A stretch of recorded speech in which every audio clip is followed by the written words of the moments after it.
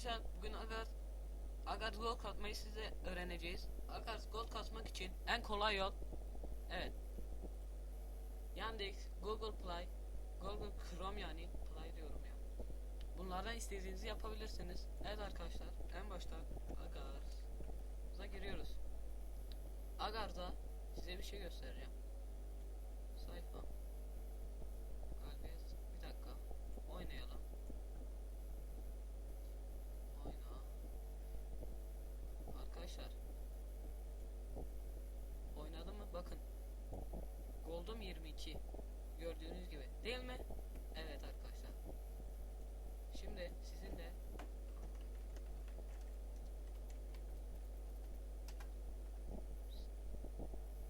evet, Agar'da giriyoruz. Sayfa.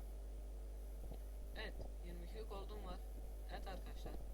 Burada yapmanız gereken Agar Gold kasmak için şurayı görüyorsunuz.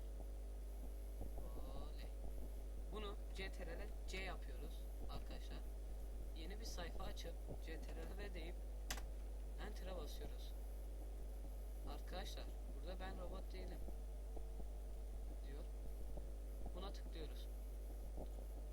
Hemen ileri. Yaptıkça zaten size ileri demeden doğrula der. Siz de bunu doğrularsınız ve geçersiniz.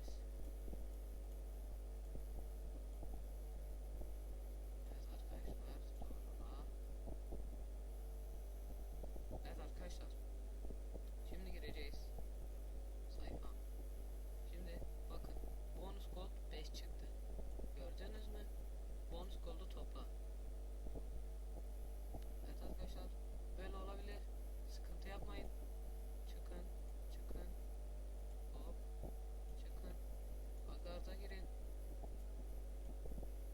Evet. Giriyor. Oyna.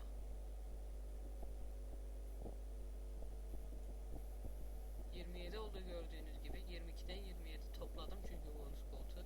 Evet arkadaşlar, bu kadar. Beni dinlediğiniz için teşekkür ederim. Abone olmayı ve beğenmeyi unutmayın.